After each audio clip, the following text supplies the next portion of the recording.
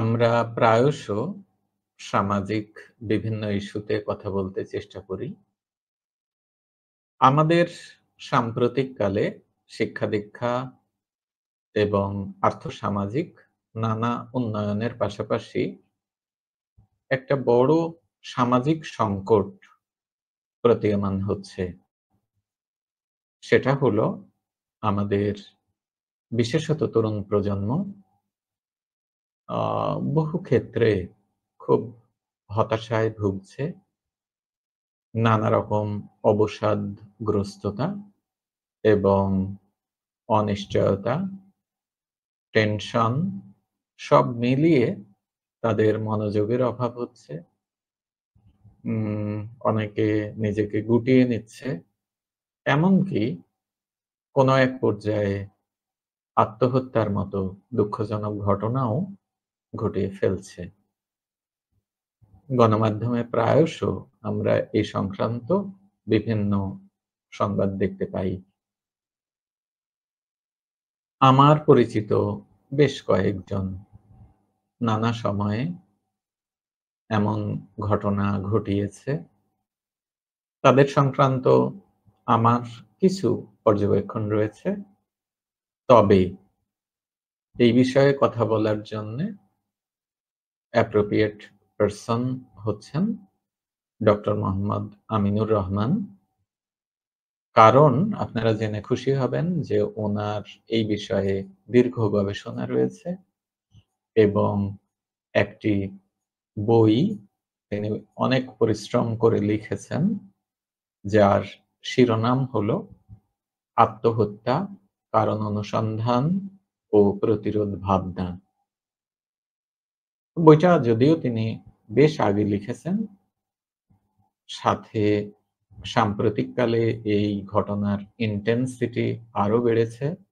নিশ্চয়ই উনার নানাবিধ অবজারভেশন রয়েছে। সেই বিষয়গুলোর সাথে পরিচিত হতে চেষ্টা করব। আমিনুর ভাই, আপনাকে স্বাগত জানাচ্ছি আজকের আলোচনায়। আসসালামু আলাইকুম। হ্যাঁ, হামিদ ভাই। ওয়ালাইকুম সালাম। হ্যাঁ, আমরা খুব সেনসিটিভ এবং মর্মস্পর্শী নিউজ প্রায়শ বিভিন্ন গণমাধ্যমে দেখতে পাই। এমনকি আমাদের পরিচিত সার্কেলেও মাঝে মধ্যেই শোনা যায়। তো এই বিষয়ে আপনি যেহেতু দীর্ঘদিন গবেষণা করেছেন, সেহেতু সেই অভিজ্ঞতা এবং পর্যবেক্ষণের ভিত্তিতে আমাকে বলবেন যে আত্মহত্যা কেন করে একজন মানুষ? হ্যাঁ, সেটা খুব প্রচলিতভাবে মানুষ জানে। মানুষ মানে যখন কেউ আত্মহত্যা করে আমরা মোটামুটি এরকম ভাবে জানি যে, ধরেই নেন যে টিনেজারদের মধ্যে যা চাচ্ছে সেটা না পেলে সে যে একটা ইমোশনালি ভয়ানকভাবে ক্ষতিগ্রস্ত হয়, তার মনস্তত্ত্ব সেসব কারণেই এক এক ব্যক্তির আত্মহত্যার পিছনের কারণ সেটি এক এক রকমের। তো মুদ্রা কথা এই যে সে একটা মনস্তাত্ত্বিক বিকারগ্রস্ততার কারণে হয়তো একটা ইমোশনাল সিদ্ধান্ত নেয়। এখন এ কথাটি বলার আগে যেটা বলা দরকার যে আসলে আমার গবেষণার জীবনটা শুরু হয়েছে কিন্তু যে বিষয়টি দিয়ে গবেষণা করে তা কিন্তু সুইসাইড, এবং এটা বেশ একটা লম্বা সময় ধরে এই আত্মহত্যা কারণ অনুসন্ধান ও প্রতিরোধ ভাবনা এই বইটি 2014 সালে পাবলিশড হয়, এবং তারও আগে 10 বছর, প্রায় বলবো না 10 বছরই, 95-96 থেকে এই কাজটি শুরু হয় এবং দীর্ঘ সময় ধরে এই কাজটি যাকে বলে যে নানান ধরনের মানে মেথোডোলজিক্যাল ট্রায়ালের ভেতর দিয়েও গিয়েছে। মানে আমাদের সোশ্যাল সায়েন্সের স্টাডিতে যে মেথড ইউজ করা হয় সেসবের হুবহু প্রয়োগ করে এই ধরনের গবেষণা করা খুব কঠিন। ফলে এটা একটা মেথোডোলজিক্যাল ট্রায়ালের ভেতর দিয়েও গিয়েছে, যেটা আমার বইয়ে এর পদ্ধতি যে চ্যাপ্টারে আলোচনা করা হয়েছে সেখানে বেশ ডিটেইল আলোচনা আছে। এখন আপনি যে প্রশ্নটি ছুড়ে দিলেন সেই প্রশ্নটি একদিক দিয়ে খুব সহজ সরল, সবাই মোটামুটি জানে ব্যক্তি কেন আত্মহত্যা করে। এক এক ব্যক্তি আত্মহত্যা যে কারণেই করুক না কেন সবাই বুঝবে যে না, সে তো মানসিক ভাবে ভেঙে পড়েছিল, এরকম। আমি এটা ফ্রয়েডের একটা উক্তি দিয়ে আপনাদের উত্তরটা দেই। ফ্রয়েড বলেছেন যে মানব সভ্যতা এখনো পর্যন্ত মানুষ কেন আত্মহত্যা করে তার কোনো কারণ বের করতে পারেনি বলি এখনো মানুষ আত্মহত্যা করে। একই সাথে ফ্রয়েডের খুব একটা, আমার এই বই শুরুই হয়েছে ফ্রয়েডের একটা কোটেশন দিয়ে, যে in every individual there is a desire to survive and there is also a desire to die. এটা কিন্তু ফ্রয়েড বলেছেন, যদিও উনি একজন আমরা জানি যে বিখ্যাত মনোবিজ্ঞানী। এবং সাথে সাথে বলছেন, so the desire to commit suicide is there in the subconscious mind on every human being. উনি বলতে চেয়েছেন যে প্রতিটা মানুষেরই মনের মধ্যে আত্মহত্যা বিষয়টি আছে। হ্যাঁ, আমি একটু হাতে লিখেই দিয়েছি এই কারণে যে ফ্রয়েডের এই লেখাটা টাইপ না করে হাতে লেখাই থাকুক, যে আসলে মানুষ বেঁচে থাকার জন্য যেমন আকাঙ্ক্ষা পোষণ করে, সে মৃত্যুরও আকাঙ্ক্ষা পোষণ করে। এবং উনি বলছেন যে মানুষের যে সাবকনশিয়াস লেভেল যেটা মাইন্ডের, সেখানে তার সুইসাইড করবার একটা আকাঙ্ক্ষা সবসময় মোরাললেস থাকে। এখন ঠিক ফ্রয়েডের এই কথাটি যেমন ভাবে সত্য, এটা একটা মনোবৈজ্ঞানিক এরিয়াতে, সোশিওলজিতে সুইসাইড নিয়ে যিনি কাজ করেছেন ফ্রেঞ্চ ফিলোসফার এবং সোশ্যাল থিঙ্কার ডুরখিম, এমিল ডুরখিম, তো তার যে বই সুইসাইড স্টাডি অফ সোশিওলজি, তার যে বই লা সুইসাইড নামে, পরে যে ইংরেজিতে যেটা অনুদিত হয়, মূলত আত্মহত্যা বিষয়টিকে তিনি গ্লোবালি নিয়ে আসেন। যে সুইসাইড ব্যাপারটি, এখন আমি খুব সহজে বলি, এখন কিন্তু এই কমপ্লেক্সিটিটা আসবে, যে সুইসাইড বিষয়টি ডুরখিম বলেছেন এভাবে যে ব্যক্তি যে আত্মহত্যা করে, খুব সহজ সরল কথাই, এটি ব্যক্তির নিজস্ব আচরণ নয়, এটি একটা সামাজিক ব্যর্থতা। সমাজের ব্যর্থতার ফলেই সমাজ ব্যক্তিকে ওই জায়গায় ঠেলে দেয়। ফলে ওখানে একটা কমপ্লেক্সিটি আছে, এখানে একটা তাত্ত্বিক বিষয় আছে। ব্যাপার হলো যে আত্মহত্যা কেন করে মোরাললেস কিন্তু আমরা জানি, একজন রোগের যন্ত্রণায় করতে পারে, কিন্তু ব্যর্থ হয়ে টিনেজাররা করতে পারে।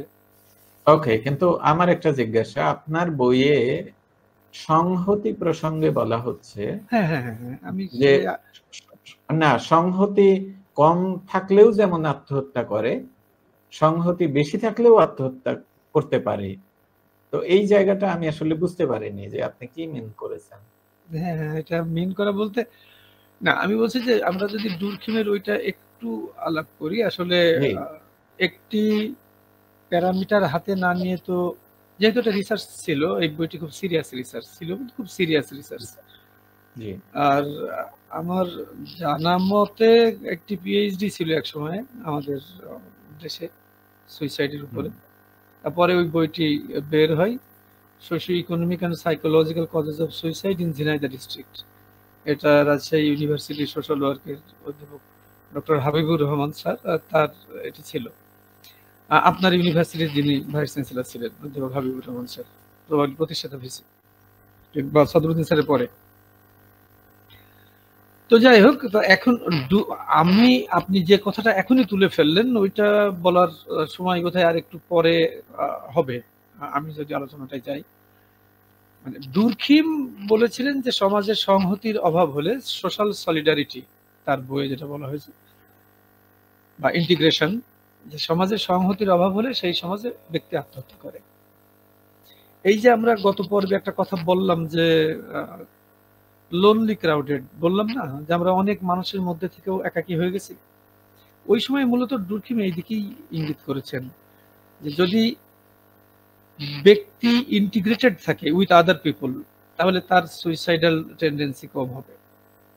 কিন্তু সে যদি একটা ডিসইন্টিগ্রেশনের মধ্যে পড়ে যায় ইনসাইড সোসাইটি, এবং সে যদি, যেটাকে আমরা বলি যে সে যদি একটা আইসোলেটেড বিং হয়ে যায়, বিচ্ছিন্ন মানুষ হয়ে পড়ে, তাহলে তার মধ্যে আত্মহত্যার প্রবণতা অনেক বেশি হওয়ার সম্ভাবনা থাকে। মানে উনি দুটো এক্সট্রিম বিষয়কেই বলেছিলেন। উনি যেমন এটা বলেছিলেন, উনি আবার ওটাও বলেছিলেন যে অতিমাত্রায় কেউ যদি কোনো বিষয়ের সাথে অ্যাটাচড হয়ে যায়, তার ফলেও সেটা কিন্তু আত্মহত্যার দিকে থেকে তাড়িত করতে পারে। মানে যেমন আমি বলি, একই ঘটনার আপনি দুটো ব্যাখ্যা পাবেন একই ঘটনার। এই যেমন আপনি বললেন যে প্রেম নিয়ে তরুণ তরুণীর মধ্যে, তরুণ তরুণীর মধ্যে প্রেমটাকে যদি প্রথম ব্যাখ্যায় আসেন, তাহলে ব্যাপারটি হলো যে একটি ছেলে এবং একটি মেয়ে, সেখানে কিন্তু মানে পরস্পরের প্রতি যে চাওয়া, তাদের যে ইন্টিগ্রেশন, তাদের যে রিলেশনশিপের যে ফ্যাব্রিকেশন, সেটি এত হাই, এই হাইটাই হলো অতি সংহতি। বুঝতে পেরেছেন? এবং এই হাই অবস্থাটা যখন এটা ভেঙে যায়, বা যখন ফ্যামিলি এটার সাথে একমত হয় না ছেলের সাথে মেয়েটার বিয়ে দিতে, মেয়ের সাথে ছেলেটার বিয়ে দিতে, তখন ঠিক বিপরীত ঘটনাটি ঘটে কিন্তু। অর্থাৎ ওই সংহতিটি, ওই অতি মানে প্রিয় সম্পর্কটি একদম জোর করে ভেঙে দেওয়া হয়। এই যে জোর করে ভেঙে দেওয়া হলো, একটা হলো অতি সংহতি, আবার এই সংহতিটা এখন জিরোই পৌঁছে গেল, তার ফলে একটা ডিজাস্টার আসলো। মানে সুইসাইডটা কিন্তু হিউম্যান ডিজাস্টারের অন্তর্ভুক্ত। অর্থাৎ দুইজনের কেউ একটা সিদ্ধান্ত নিল, বা দুইজনই এই সিদ্ধান্তটা নিতে পারে।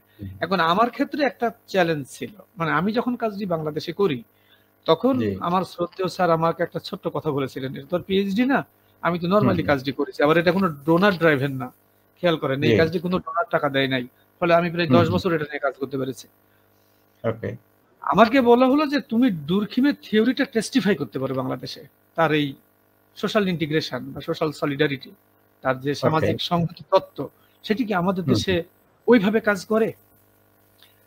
তখন দেখা গেল যে উনি যেমন বলছেন যে অতি সংহতির কারণে একজন সন্তানের কারণে মা সুইসাইড করতে পারে, নারীদের সুইসাইড করার প্রবণতা, হ্যাঁ, এই অতি সংহতির কারণে যেমন এটা হয়, আবার একেবারে ধরেন এমন কোন ব্যক্তি যার আশেপাশে কেউ নেই, যার সাথে কেউ নেই, যার কোনো বন্ধু নেই, এবং যে সোসাইটিতে একেবারেই alone, not the lonely crowded, এমনও হতে পারে সে আসলে ক্রাউডেড এরিয়াতেই নাই, মানে তার আশেপাশে অনেক লোক থাকতে পারে কিন্তু সে পুরোটাই একটা বিচ্ছিন্ন দ্বীপ।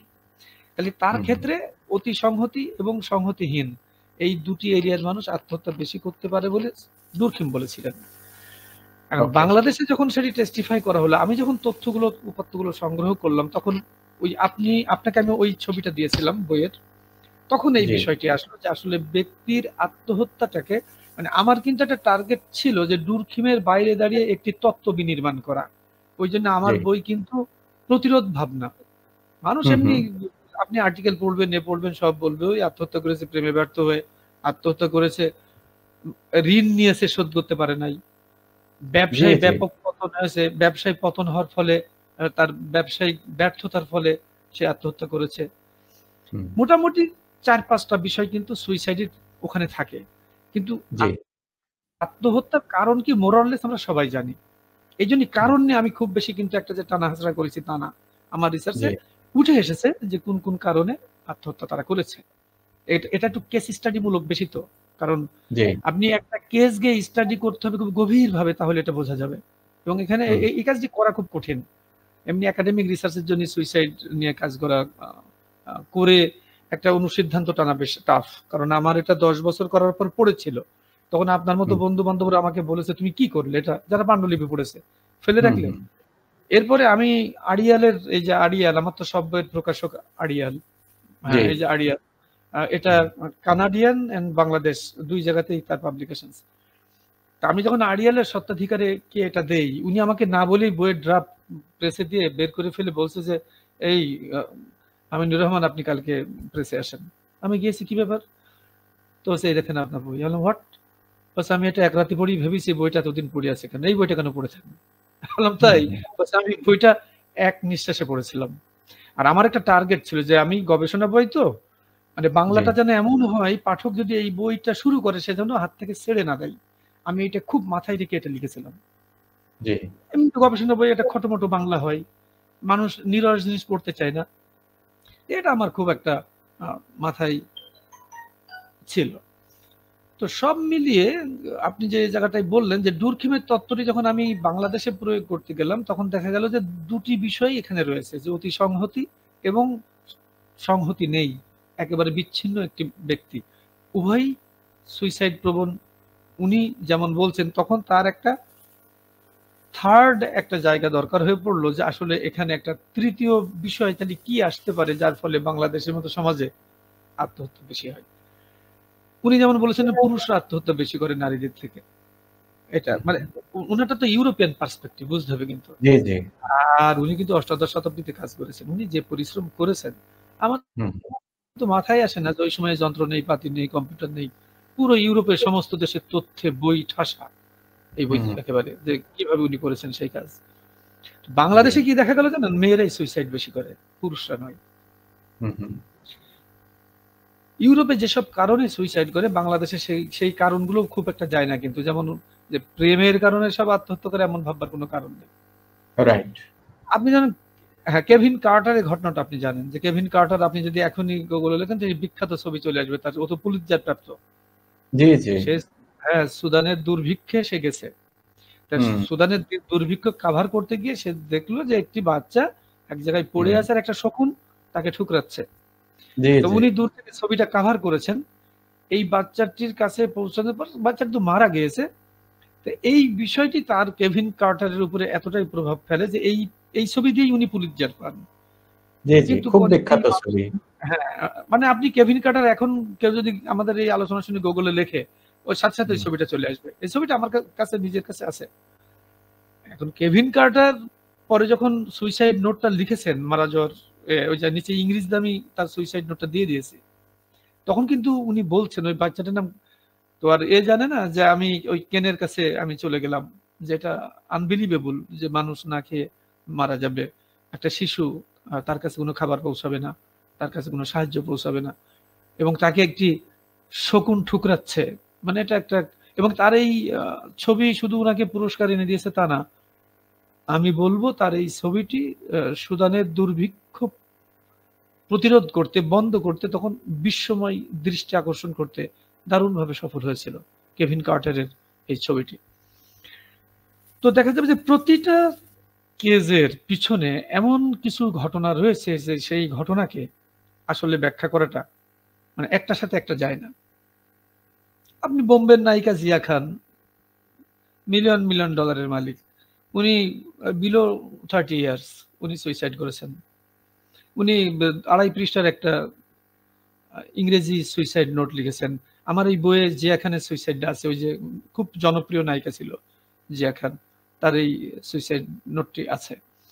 আমি 15টা সুইসাইড নোট দিয়েছি, এবং আমি দেশের বাইরে সুইসাইড নোটই বেশি ব্যবহার করেছি, কারণ বাংলাদেশ থেকে পারমিশন পাওয়া যায় না, আর 2 সেটা আমি আবার লিখলে কে কোনভাবে সেটা নেবে, সেটিও আমার জন্য একটা চ্যালেঞ্জ ছিল। আর এমনিতে আমি দেশের মধ্যে যাদের নিয়ে কাজ করেছি সেখানেও আমি দীর্ঘমেয়াদী কিছু কেস গিয়ে আমি স্টাডি করেছি, ফলে সেটা কেস স্টাডি ফর্মে এসেছে। তো এই 2 জায়গায় যে ব্যাপারটি ঘটেছে সেটি হলো যে এইটুকু ঠিক যে পরিবার এবং সমাজ অতিমাত্রায় যদি অনুদার হয়, হ্যাঁ, তাহলে সেই ফ্যামিলির ছেলে মেয়ে বা ওই সমাজের শুধু তরুণ তরুণী না, যে কেউই ওই সমাজে সে বিচ্ছিন্নতা বোধে আক্রান্ত হবে এবং নিজেকে মৃত্যুর দিকে ঠেলে দিতে পিছপা হবে না। এখন আপনি একটা প্রশ্ন করতে পারেন, একই ঘটনায় এক ধরেন প্রেমের ব্যর্থতা, আমি যদি এটাকে একটা স্ট্যান্ডার্ড ধরি, তো প্রেমে ব্যর্থ হয়েছে, কিন্তু একটি ছেলে ব্যর্থ হয়ে আত্মহত্যা করেনি। তার বন্ধু ওরকমই একটা প্রেমে পড়েছিল, সে ব্যর্থ হয়েছে, সে আত্মহত্যা করলো। এখন এর ব্যাখ্যাটা কি হবে? এর গভীরতাটা এই জায়গায়। এই জন্য সুইসাইড একটা কমপ্লেক্সিটি তৈরি করেছে অ্যাজ এ থিওরি আমাদের সামনে। ধরেন সুইসাইড আমরা ভাবি এটা মনোবিজ্ঞানের বিষয়, ফলে আমি যেমন ফ্রয়েড কিনে আপনাকে বললাম। সুইসাইড ডুরখিম সমাজবিজ্ঞানী হিসেবে তিনি প্রথম সোশ্যাল থিঙ্কার হিসেবে সামনে এনেছেন, এবং তিনি বলেছেন যে মানুষের মন বিকারগ্রস্ত কেন হবে? মানুষের মন বিকারগ্রস্ত হয় তার পারিবারিক কারণে এবং তার সমাজের কারণে। উনি বলেছেন যে মনের পিছনে যে কারণগুলো দাঁড়িয়ে আছে সেই কারণটাই প্রকৃত কারণ, ওই কারণের ফলেই তো মন তার বিকারগ্রস্ত হয়। মন এমনি এমনি হয় না। মেডিকেল সায়েন্স বলছে যে ব্রেন থেকে এক ধরনের হরমোন নিঃসৃত হয়। শোনেন, আমি তো অনেক ডাক্তারের সাথে এখন উঠা করি, তারা বলে যে ব্রেন থেকে এক ধরনের হরমোন নিঃসৃত হয়। আমি বলি কেন হয়? বলে সেটার কারণ আমাদের কাছে নেই। কারো মধ্যে এই নিঃসরণ হতে পারে বেশি, বলে সে সুইসাইডাল টেন্ডেন্সির মধ্যে যাবে। ফলে সুইসাইডাল টেন্ডেন্সিটাকে আমি লেথালিটি বলে একটা জার্গন দিয়ে ব্যাখ্যা করেছি। লেথালিটি বলতে বোঝানো হয় কেউ যখন মানে মরার আকাঙ্ক্ষা দ্বারা তাড়িত হয়, সে মরতে চায়, তার পেছনে যে তাড়নাটা কাজ করে। এখন আমি ডুরকিমের বাইরে দাঁড়িয়ে এই কাজটি করবার চেষ্টা করেছি, বা এই যে ফ্রয়েডদের বাইরে দাঁড়িয়ে, এবং সেটা একটু আমার জন্য চ্যালেঞ্জিং হয়েছে। যেমন এই বইটি যখন আমার ইউনিভার্সিটির টিচার পড়েছেন, খুব প্রথিতযশা মানুষ, নাম বলবো না, তো উনি আমাকে বললেন, আমিনুর, আমি বইটার প্রত্যেকটা লাইন পড়েছি এবং আমার আশ্চর্য লেগেছে এইটা বলতে, তুমি ডুরকিমকে চ্যালেঞ্জ করলে। আমি তো ভাবতেই পারি না, স্যার বলছে। আমি বললাম, স্যার আসলে আমি তো দীর্ঘদিন এটা নিয়ে কাজ করেছি, আমি চ্যালেঞ্জ করি নাই। আমি এটুকু বলবার চেষ্টা করেছি যে ওনারটা ইউরোপীয় পার্সপেক্টিভ ছিল, এটা সাবকন্টিনেন্টাল পার্সপেক্টিভে যায় না। বা জাপানে যেভাবে আত্মহত্যা হয়, পৃথিবীর সব থেকে বেশি আত্মহত্যা যেসব দেশে হয়, উন্নত দেশ কিন্তু তার মধ্যে বেশি। ধরেন সুইডেন, জাপান, সাউথ এশিয়াতে শ্রীলঙ্কায় সব থেকে হয়। এবং আপনি শুনে অবাক হবেন, ভারতের সব থেকে ধনী রাজ্য হচ্ছে কিন্তু মূলত কেরালা। কেরালাকে বলা হয় হেভেন অফ সুইসাইড। শোনেন আমার কাছে, এই মুহূর্তেও কেরালাকে বলা হয় হেভেন অফ সুইসাইড। কেরালাতে সব থেকে বেশি সুইসাইড হয়। তো সব দক্ষিণের রাজ্যগুলোতে বেশি হয়। এখন আপনি ভাবেন, আমি একটুখানি এইটা সেন্টেন্সটা আমি শেষ করি। আপনি খেয়াল করবেন যে ভারতের দরিদ্রতম রাজ্যের একটি হলো বিহার,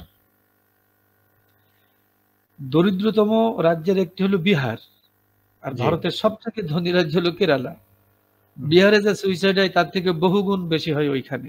সো দরিদ্রতা একটা নরমালি বলা হতো যে পভার্টি হলো সুইসাইডের একটা কারণ, কিন্তু দেখা গেল যে বাংলাদেশে সেটা কিছুটা ঠিক। আমি যেসব কেস স্টাডি করেছি, পত্র পত্রিকায় যেসব ঘটনাগুলো আত্মহত্যার ঘটনা আসে, সেগুলো আমি কাটিং করে সংগ্রহ করেছি। হ্যাঁ, দেখা যাবে, হ্যাঁ, খুব দরিদ্র পরিবার থেকে আত্মহত্যা বেশি হচ্ছে, নো ডাউট, ঠিক আছে। এবং এই বইয়ে আমি কিন্তু ওই যে রঞ্জন বন্দ্যোপাধ্যায়ের কাদম্বরী দেবী সুইসাইড নোট, অর্থাৎ রবীন্দ্রনাথের বৌঠান, হ্যাঁ, সেই যে বহুল আলোচিত অবগুণ্ঠিত রহস্যময় যে ঘটনা, সেই বিষয়টি নিয়ে রঞ্জন বন্দ্যোপাধ্যায় বই লিখলেন, কাদম্বরী দেবী সুইসাইড নোট। আমি ওই বইটার উপরে এমনি রবীন্দ্রনাথ ঠাকুর এবং তার ব্যক্তি জীবন এসব নিয়ে যেহেতু আমার আগে অনেক পঠন ছিল, তা আমি বৌঠানের ব্যাপারটাও আমারও জানাশোনা ছিল, কিন্তু আমি দেখলাম যে এই বিষয়টি রঞ্জন বন্দ্যোপাধ্যায় খুব সামনে চলে আসলেন ওই যে 2010-11-12 এই বইটি লিখে।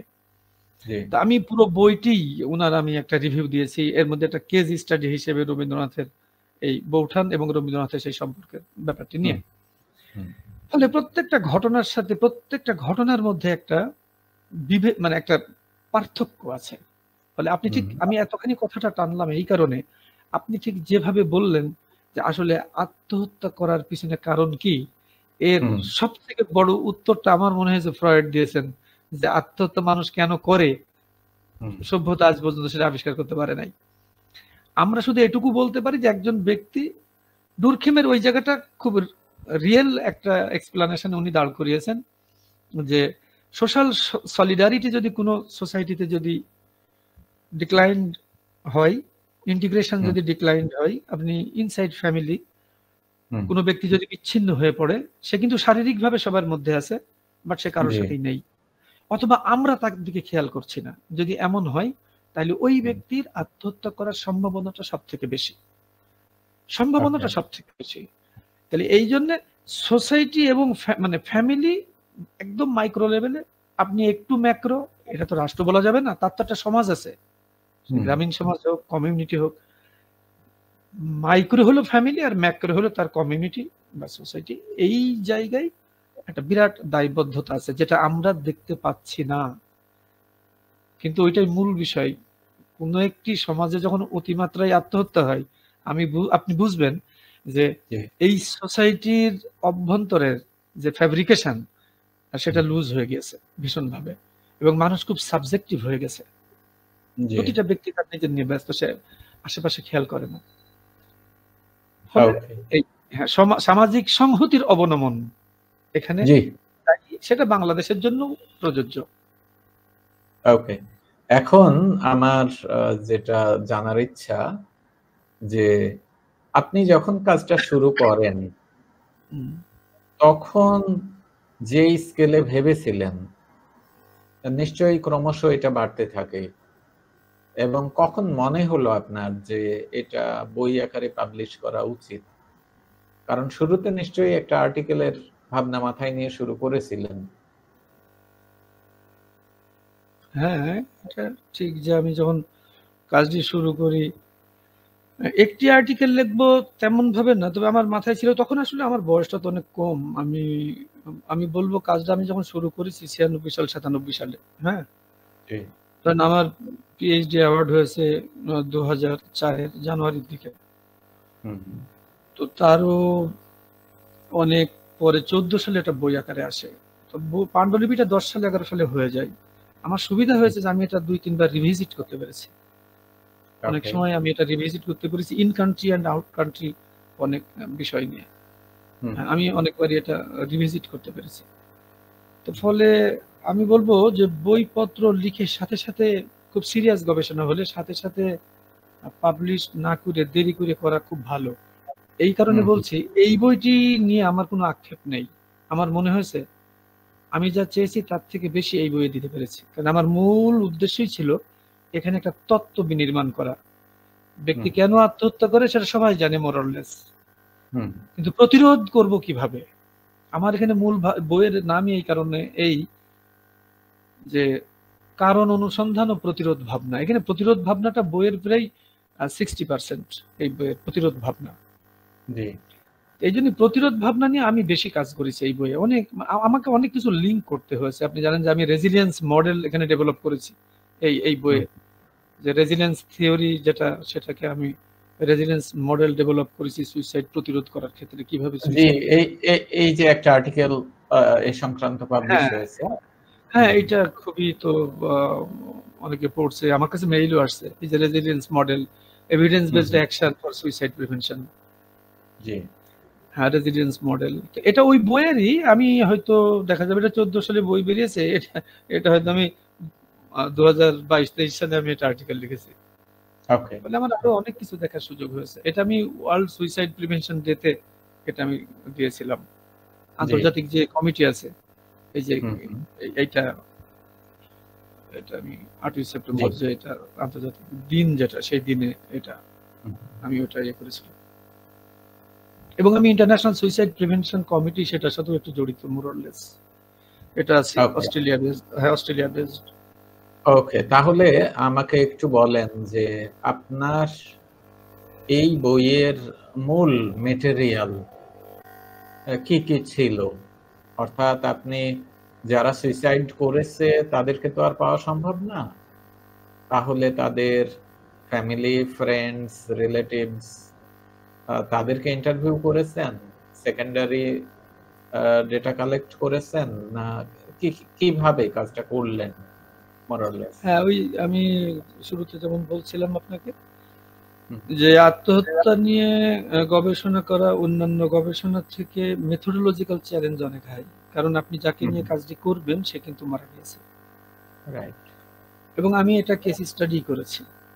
অর্থাৎ আমি কিন্তু কোনো অ্যাসোসিয়েট নাই। এই বইয়ে লেখা আছে যে সুইসাইড নিয়ে কেউ কাজ করলে সে যেন রিসার্চ অ্যাসোসিয়েট না নেয়। হ্যাঁ, এই বইয়ে কিন্তু সেটা লেখা আছে।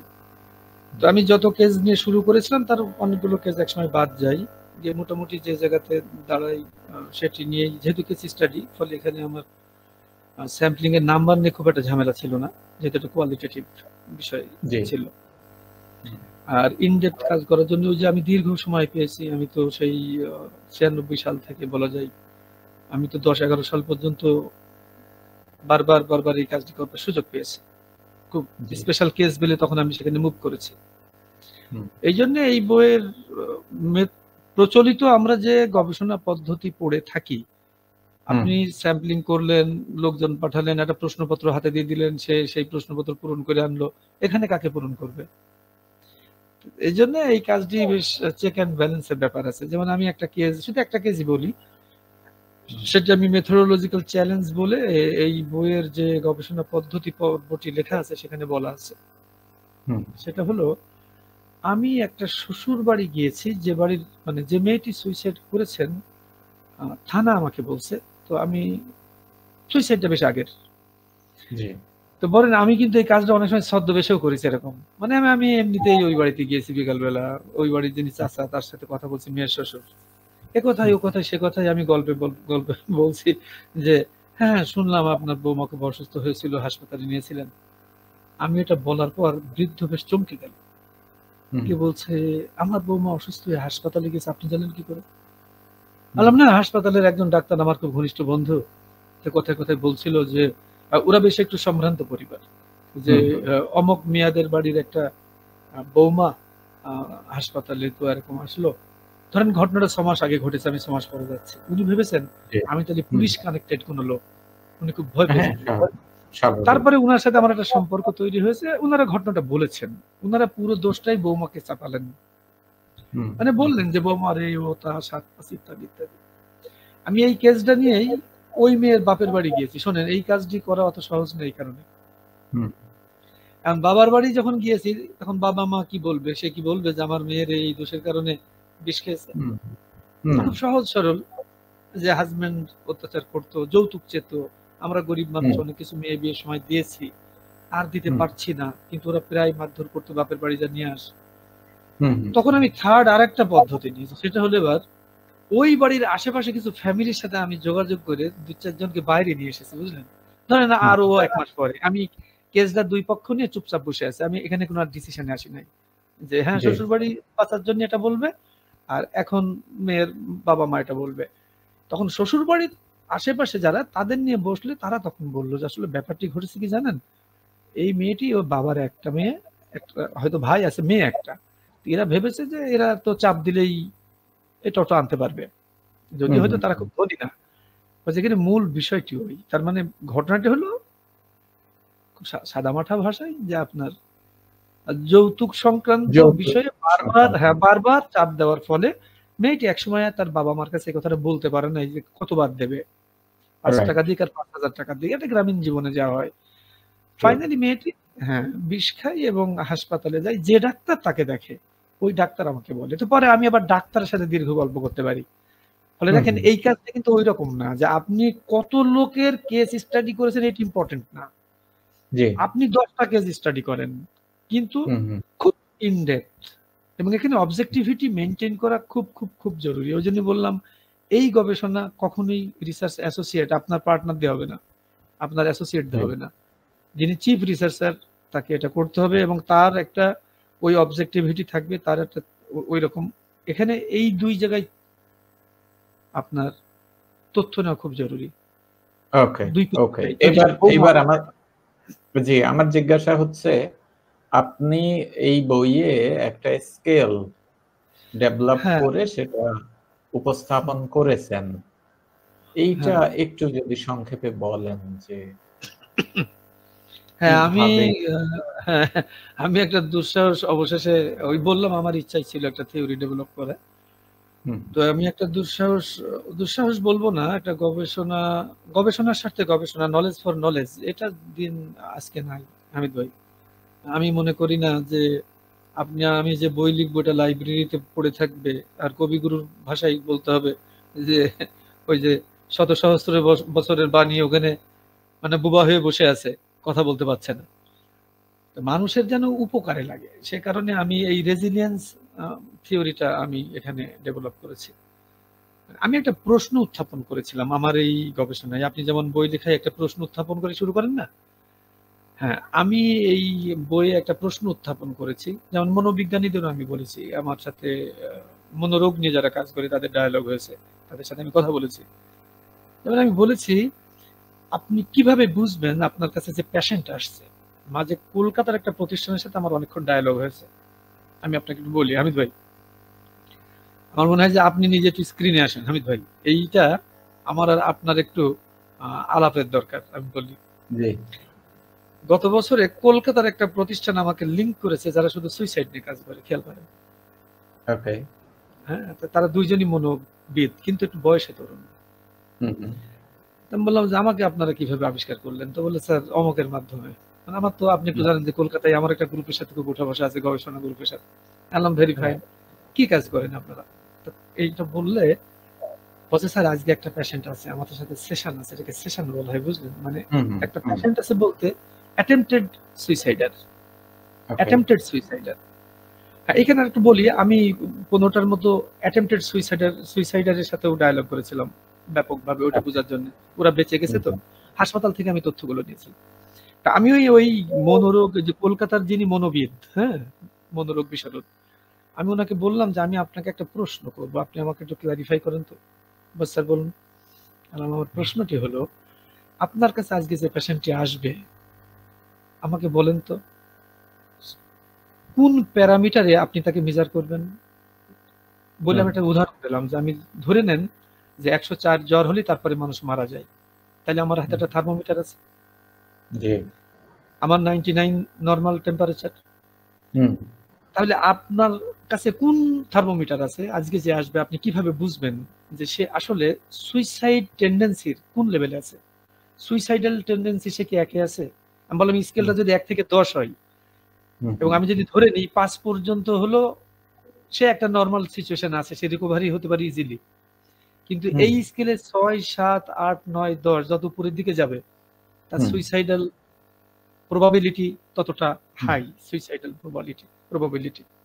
আমি বললাম আমাকে বলেন তো আজকে যাকে দেখবেন, আপনি তাকে সেশন দেবেন, ট্রিটমেন্ট দেবেন, যে 50-50 পজিশনে আছে, করতেও পারে নাও পারে, তার জন্য যদি আপনি 3টে সেশন দেন, 3টে সেশন মানে ধরে নেন 3 সপ্তাহে ওরা 3টে কাউন্সিলিং দেবে, তাহলে যে রোগীটি 8 নম্বরে আছে, আমার স্কেল 10 নম্বরে, তার আপনি কয়টা সেশন দেবেন? আর তার থেকে প্রথম আমার কথা হলো, আপনি এটা বুঝবেন কিভাবে যে পেশেন্টটি আজ আসবে সে এই স্কেলের কোথায় দাঁড়িয়ে আছে? তখন ওই মেয়েটি, বুঝলেন, আমি বলি এই মেয়েটির নাম আকাঙ্ক্ষা।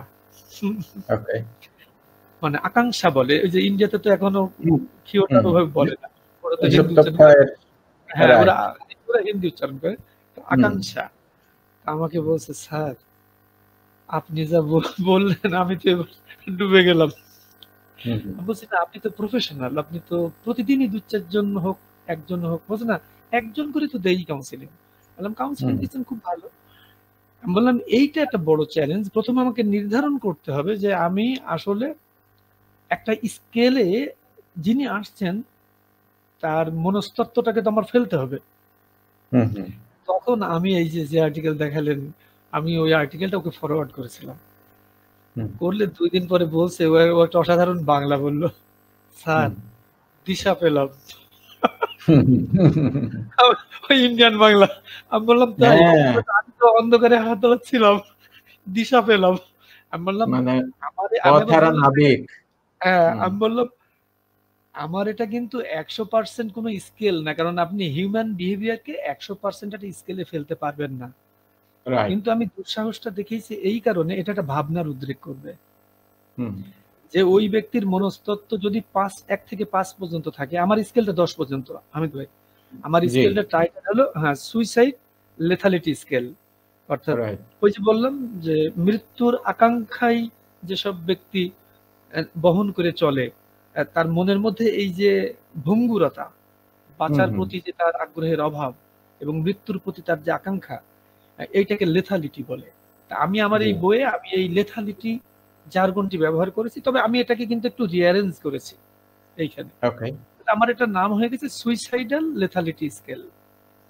আমি এটাকে 1 থেকে 10 স্কেলে নিয়েছি, যেমন 1 থেকে 3 এই 0, এটা হলো 0, সুইসাইডাল টেন্ডেন্সি 0 থাকে, টডলার, অ্যাডাল্টহুড, এই এরিয়াগুলো অল্প বয়সে। তারপরে দেখবেন যে সামাজিক প্রাণী হিসেবে, সামাজিক একজন ব্যক্তি হিসেবে ছেলে বা মেয়ে, তার সাথে নানান অনুষঙ্গ যোগ হয়। সেই সব অনুষঙ্গ কি কি যুক্ত হয়েছে আর কি কি হয়নি তার উপরে নির্ভর করছে যে ওর এই লেথালিটি স্কেল বাড়ছে না কমছে। আমরা এখানে কিন্তু বৃদ্ধি পাওয়ার ব্যাপার। এই জন্য যখন 10 নম্বরে পৌঁছে যায়, 10 নম্বরে কি হয়, 10 নম্বরে আপনি আমি দুটি মানুষের ছবি দিয়েছিলাম আপনার কাছে, কিছু মানব, জি জি, একটা মানুষের, আমি দেখাতে চেষ্টা করছি। হ্যাঁ, তারকা চিহ্ন বসানো আছে আর একটা শূন্য। প্রথমটা যদি আপনি ফেলেন তাহলে এটা আমার জন্য বোঝানো একটু, এটা বোধহয় আর বড় করা যায় না, তাই না? জি, এটা আপনি খেয়াল করবেন যে এখানে কিন্তু দুইটা মানুষের চিত্র আছে, বামে একটা ডানে একটা। ডানেও কিন্তু একটা ছবি আছে, কিন্তু সেই একই ব্যক্তি। জি জি, ডানে, জি হ্যাঁ, এই ডানে যে স্কেচটি আছে তার মধ্যে কিন্তু তারকা চিহ্নটা নেই, কোনো তারকা নেই। এই যে তার মধ্যে কোনো কিছু নেই, মানে আমি যে রেজিলিয়েন্ট মডেলটা ডেভেলপ করেছি, রেজিলিয়েন্স যে মডেলটা, জি, রেজিলিয়েন্স হচ্ছে প্রতিকূল অবস্থায়, একটি প্রতিকূল অবস্থাকে মোকাবেলা করার জন্য ব্যক্তির মধ্যে যে সক্ষমতা, সেটা হলো রেজিলিয়েন্স। এখন একজন ব্যক্তির যদি আপনি রেজিলিয়েন্ট করতে পারেন, যদি আইডেন্টিফাই করতে পারেন যে ওর মধ্যে লেটালিটি হাই, তাহলে তাকে যদি রেজিলিয়েন্ট করতে পারেন, তার ভেতরে যদি রেজিলিয়েন্স প্রবিষ্ট করতে পারেন, সেটা কাউন্সিলিং দিয়ে হতে পারে, সেটা আপনার নানান রকমের এই যে টুলস আছে, অ্যাডভাইস আছে, সোশ্যাল নেটওয়ার্কিং আছে, নেক্সাস আছে, এসবের মধ্য দিয়ে, তাহলে এই ছবিটা যেটা দাঁড়িয়ে আছে এইটাই রূপান্তরিত হবে। এই যে এইটা এখন এটা দেখেন 50-50 একটা আছে, আপনি 50-50 দেন, এই যে 50-50 আছে, 50-50 অর্থাৎ আমি দেখানোর চেষ্টা করেছি যে আগের ছবিতে তার ওর মধ্যে রেজিলিয়েন্স 0 ছিল, যার রেজিলিয়েন্স 0 ছিল তার কিন্তু সুইসাইডাল প্রবাবিলিটি 100%। জি জি, সে 10-এ আছে, একদম 10-এ আছে। এখন এইখানে দেখেন তার দেহে এই যে তারকা চিহ্নগুলো আমি রেজিলিয়েন্স আকারে দিয়েছি। জি, মানে রেজিলিয়েন্স তার মধ্যে যদি প্রবিষ্ট করানো যায়, তার ক্যাপাবিলিটিটাকে যদি আপনি অনেক আপগ্রেড করেন to face the adverse situation of life, হ্যাঁ, অর্থাৎ তাহলে তার মধ্যে প্রবণতা কমে আসবে। এরপর আপনি পরের ছবিতে যেটা পূর্ণ গেল সেটাই যান। এখন আপনি দেখবেন, হ্যাঁ এইটাই আসলে আপনি দেখবেন যে দেখেন বামের ছবিতে যে তারকাগুলো ছিল সেটা এখন ডাইনের ছবিতে চলে গেছে। অর্থাৎ উনি কিন্তু এই যে তারকা চিহ্নগুলো আসার আগে, এটা রেজিলিয়েন্স আসার আগে উনি কিন্তু 100% সুইসাইডাল প্রবাবিলিটির মধ্যে ছিলেন, 100%। কারণ আপনি যখন এই জিনিসটা ওর মধ্যে দিতে পারলেন, তখন ও কিন্তু এখন অনেকটাই সুইসাইডাল টেন্ডেন্সি ফ্রি হয়ে গেছে। অর্থাৎ একজন ব্যক্তিকে রেজিলিয়েন্ট করতে হবে to face the adverse situation of life. এখন নেক্সট প্রশ্ন হতে পারে কিভাবে তাহলে যার লেথালিটি হাই তাকে আমি রেজিলিয়েন্ট করব কিভাবে? এই জায়গাটাই এখন আমাদের দর্শকদের জন্য বোঝার একটু বিষয় আছে, যে এই জায়গাটাই যে কোন কোন কাজ করলে একটা পরিবারের মধ্যে ছেলে বা মেয়ে রেজিলিয়েন্ট হতে পারে, এবং সেখানে ফ্যামিলির ভূমিকাটা কি এবং কমিউনিটির ভূমিকাটা কি। সব দোষ ছেলে মেয়ে চাপিয়ে দিলে হবে না, এটা এখানে প্যারেন্টিং এর বিরাট গুরুত্ব আছে। আমরা ওদিন প্যারেন্টিং নিয়ে আলোচনা করেছি, সেটার সাথে এটা খুব ডিরেক্টলি রিলেটেড। ব্যাপক প্যারেন্টিং, ফ্যামিলি নেক্সাস খুব ইম্পর্টেন্ট। এখন তো ফ্যামিলি ভেঙে গেছে, ফ্যামিলিতে তো কিছু নেই, বাচ্চাদের তো আশ্রয় নেওয়ার জায়গা নেই। আরেকটি কথা আমি বলবার চেষ্টা করেছি, সেটা হলো জীবনের জানালা। এটা আমি জানালা নিয়ে একটা লেখালেখিও করেছি। সেটা হলো বেঁচে থাকার জন্য শুধু একটি দরজা দিয়ে হবে না, আপনার জীবনের যে যত বেশি জানালা তৈরি করতে পারবে, এটা সেই অনেকটাই সেই আপনার ওই আনাতোল ফ্রান্সের সেই কথার মতো, যে আমার যদি মাথার চারিদিকে আচক্রবাল ওই মাছের মতো চোখ, তাহলে আমি পৃথিবীর সবকিছু দেখতে পেতাম, পিছনেও পেতাম, সামনে পেতাম। এটা ওরকম যার লাইফে জানালা যত বেশি, এই জানালা দিয়ে আমি এইটুকু বোঝাতে চেয়েছি, আজকের যে যুগ, আজকের এই মোবাইল টেকনোলজির, এই টেকনোলজির যুগে আমার মনে হয়েছে যার ফ্রেন্ডসের সংখ্যা যত বেশি প্রকৃত অর্থে, এবং যে যত বেশি শেয়ার করতে পারে, মন খুলে কথা বলতে পারে, প্রতিটা বন্ধুই পরিবারের প্রতিটা ওরকম সদস্য যে তার বন্ধুর মতো, প্রতিটি তার জীবনের জন্য জানালা। যার জীবনের জানালা যত বেশি, আপনি নিশ্চিত থাকেন তার মানসিক চাপ নেই। মনের মধ্যে যে চাপই আসুক, জীবনে যে দুর্ভিক্ষই আসুক, জীবনে যে হতাশা আসুক, সে যেন সাথে সাথে আরেকজনের সাথে শেয়ার করে। অফকোর্স এখানে ভলান্টিয়ারের, হ্যাঁ ওকে, জি, তাহলে আমি এই ছবিটা রেখেছি কিন্তু এই কারণে, হ্যাঁ সেটা হলো সফলতার শীর্ষে দাঁড়িয়ে গোটা দুনিয়া যাকে এক নামে চেনে, যার অর্থবিত্তের কোনো ঘাটতি নাই, সেই মানুষটাকে মানে মাত্র 36 বছর বয়সে কেন সুইসাইড করতে হলো? তাহলে তার জানালাগুলো কি ধীরে ধীরে বন্ধ হয়ে গেছিল? অর্থাৎ সে কি একেবারে আইসোলেটেড একটা ক্যাপটিভ এনভায়রনমেন্টে চলে গিয়েছিল?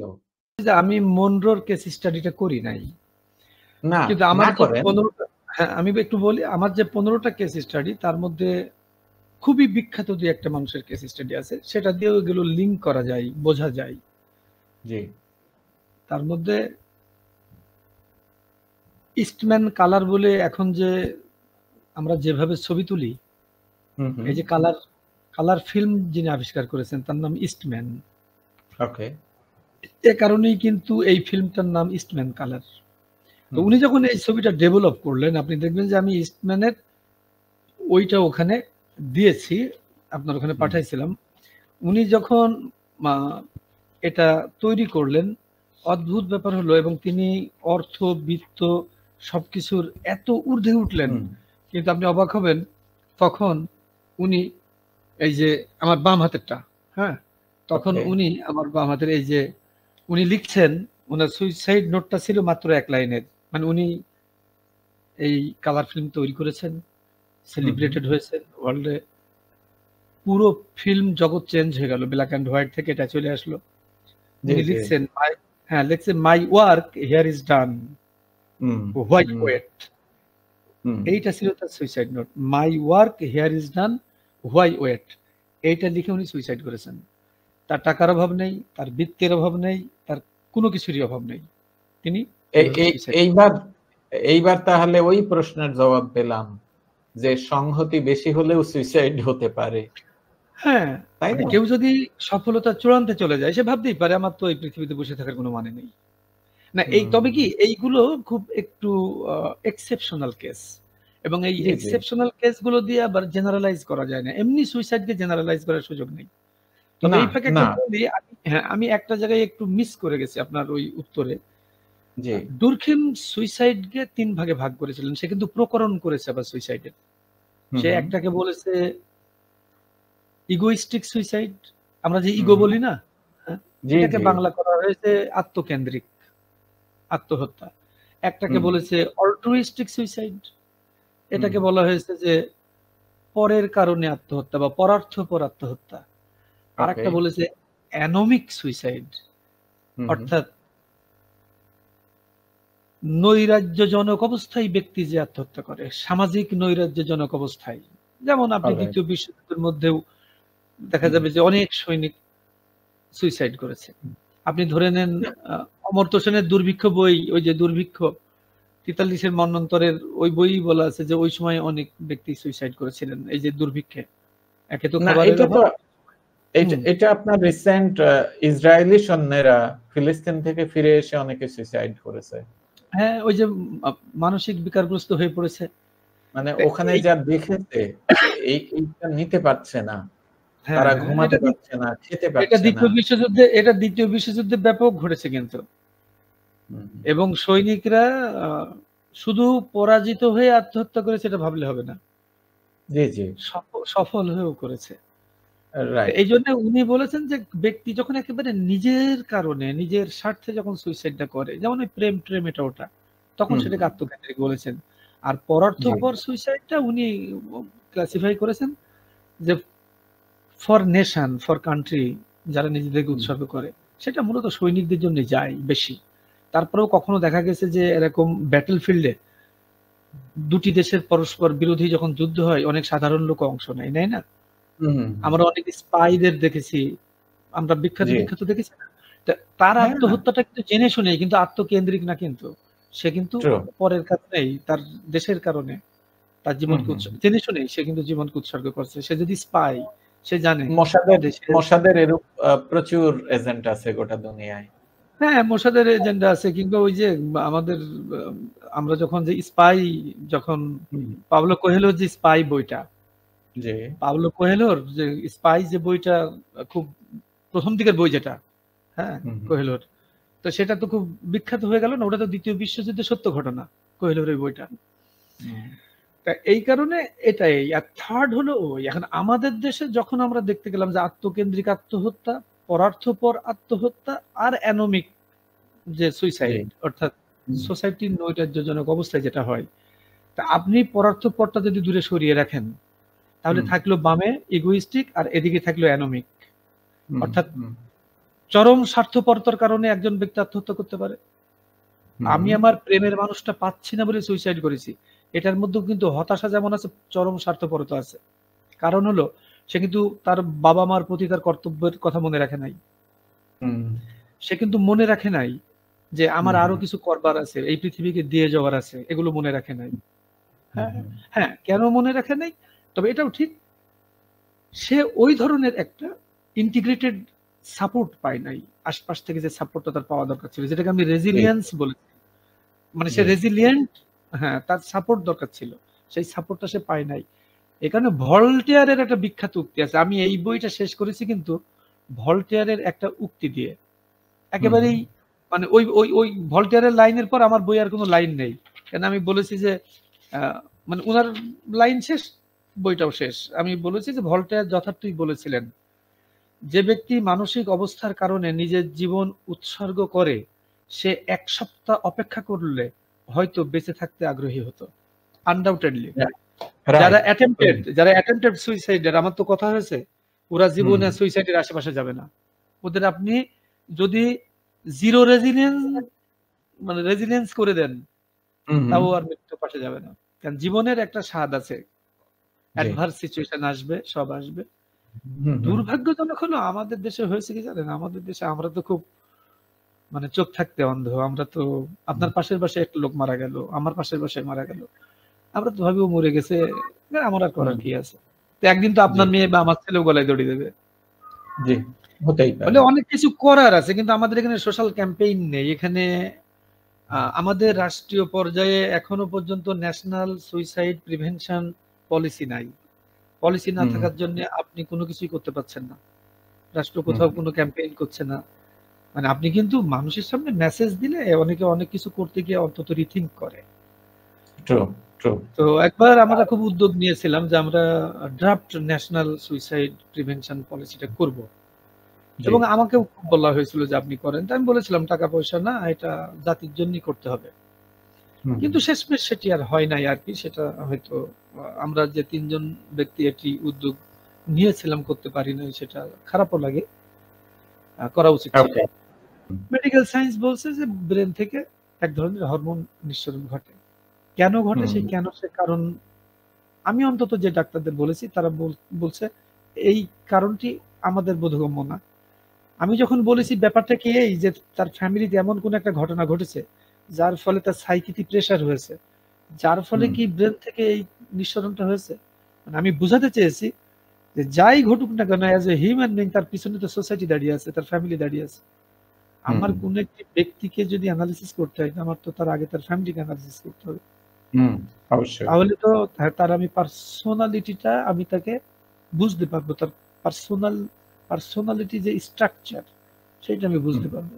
কেন আমি সাম্প্রতিক কোভিড এর পর থেকে আমি সব থেকে বেশি বইপত্র পড়েছি সাইকোলজির, এবং আমার মনে হয়েছে এটা আরো 10 বছর আগে আমার এইদিকে মন দেওয়া উচিত ছিল, কারণ সেটা একটা মহাসাগর, এবং এটা না জানলে তখন আমি আবার এই সুইসাইডের বহু কিছু লিঙ্ক করতে পারছি। এটা না জানলে একজন মানুষকে বোঝা যায় না, মানে আব্দুল হামিদ কেমন সেটা আমার কারো বলার দরকার নেই, আমার আশেপাশে যারা আছে তারা কেমন, এটা বুঝতে হলে সাইকোলজির দ্বারস্থ হওয়া ছাড়া আমাদের উপায় নেই। আপনি মার্কেটিং সাইকোলজি পড়েন, আমি সোশ্যাল সাইকোলজি পড়েছি, হ্যাঁ, একজন মেডিকেল সাইকোলজি পড়ে, একজন সাইকিয়াট্রি পড়ে।